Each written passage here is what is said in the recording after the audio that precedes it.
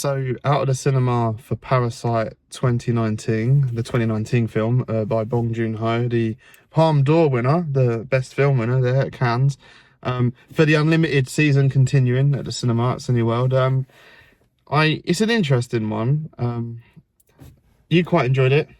Yeah, I felt like I was on a random roller coaster ride of Korean drama, and I quite enjoyed it. And I don't really get it, but it was fun. No, it is a complex film, so It's good. I do like it, exploring the social class and society. I do like that, and I think it is a bit of a culture film, but the message does appeal to the world. It is a worldwide problem as well, social class, and it is clever and got good points. It goes in a weird direction of exploring that, I find.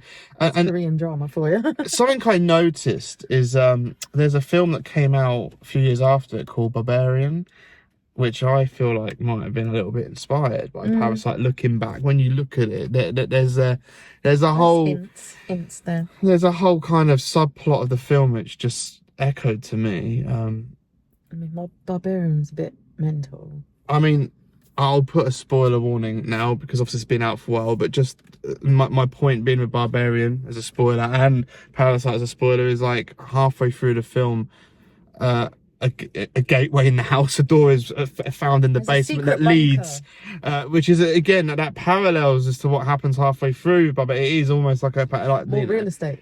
Yeah, it's so and I just can't help but feel like that is really lifted from that. I just really echo with someone down there, living down there, which again is that film. It's so that was interesting, but yeah, it's a bit mad and random in places. It has got really suspenseful moments as well.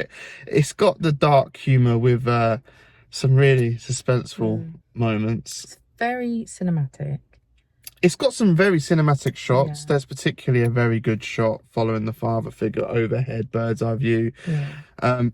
And the characters are very interesting and complex and show, you know, get drawn into their life and drawn into their little scam. Yeah, it shows vulnerability. I do like it. It has a subtext that the rich aren't nice people and do not have a close bond, whereas the working class, they weren't bad people, but they're all out for themselves. No, but there is a subtext of, like you was mentioning earlier about, like he laughs off going, I love my wife.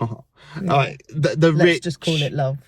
Like it's almost implying that, you know, the family dynamics they're not gelled, they're not as close, whereas the working class and the struggling family have a closer, tighter bond and actually are more. Family's everything to them. You know, they're a mess and they're liars and, you know, they do the wrong thing in a way, but they do stick together as one, whereas the rich are portrayed as not. So it's got and again, although it's a problem worldwide, being a Korean film and their issues they have, I feel like that agenda is also very much cultured towards what they live in, you know, because it is a bit different for us. Although I can draw from it, you know. There's a few digs at North Korea.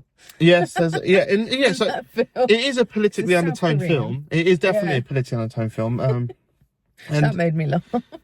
So the class system is interesting in this film, but there is a film called Origin which I felt like did it better when it was looking at social class system around the world. There's a caste system, but it does break it apart, and honestly it's such an underseen film and it's so not talked about. Origin really blew me away. It's a hidden gem. So I cried like a baby at the end. I recommend that off the back of this because it is a very similar theme. It does tackle the same themes of you know, class and the class system, just like Titanic does with the working class stuck down there and shut in, which I was talking about last week at a film school I was working at. We were talking about, ironically, to do. So it's, you know, it's an interesting subject which, you know, after hundreds of years is still as worse than ever, really. And the fact that these films are still being made, it's humanity doesn't really progress. It doesn't learn from its mistakes. So it is interesting to see a film like this, like, call it out. But, you know, it's a very karmic film. Like there's a lot of karma in this film. Like everything that goes around comes around as well. Those that had a strong undertone of that. Yeah, I did get that a bit. Like The word karma comes to mind. Their deeds catch up with them because they're successful in one way, but at a cost, and the cost is bad. Although, again, you know, going into spoilers, I feel like it escalated from 0 to 10 within like a millisecond, worse than the Hulk at the end with the dad stabbing the rich dad, Mr. Park. the poor dad stabbing rich dad, which, you know, is an interesting concept in itself, but maybe not the right decision. I can see where they were going with it. But you need a way, because the film does play as an interesting circle and loop.